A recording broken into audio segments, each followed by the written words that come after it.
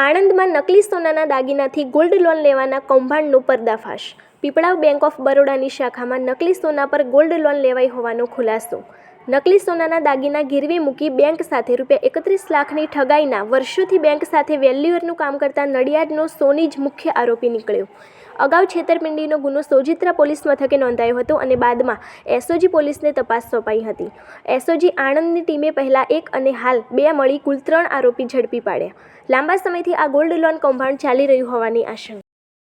કાસોર સોજિત્રા ખાતે આ કામનો આરોપી મિનેશભાઈ મનુભાઈ પરમાર એ બેંક મિત્ર તરીકે ગામમાં કામ કરતો હતો. વિવિધ લોકોના વિવિધ પ્રકારના બેંક સંબંધિત કામ કરી આપતો હતો, લોન મેળવવા બાબતના કામ કરી આપતો હતો.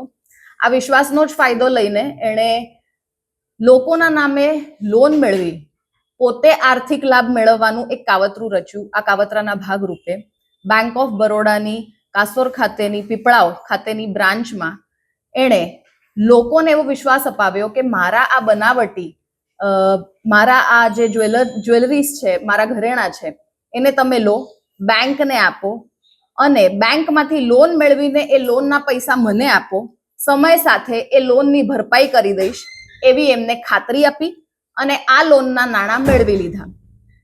સમય જતા બેંક ઓફ બરોડાને જાણ થઈ કે આ જે દાગીના એણે આપ્યા છે એ દાગીના બનાવટી છે, જેથી બેંક ઓફ બરોડા તરફથી આ ફરિયાદી તેમજ આ સાહેદોને વારંવાર લોન પરત કરવાના કોલ્સ આવવા લાગ્યા, લોન રિકવરી માટેના કોલ્સ આવવા લાગ્યા, જેના પરિણામે આ કામના ફરિયાદી તથા સાહેદોએ સોજિત્રા પોલીસ સ્ટેશનનો સંપર્ક કર્યો અને તપાસ દરમિયાન જાણ થતા આ ગુનો નોંધવામાં આવ્યો.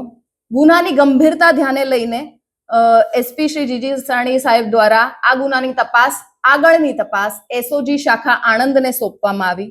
જે તપાસ દરમિયાન આ કામના આરોપી મિનેશભાઈ મનુભાઈ પરમારની અટક કરવામાં આવી, જે ઓલરેડી જ્યુડિશિયલ કસ્ટડીમાં છે 3 દિવસના રિમાન્ડ પર.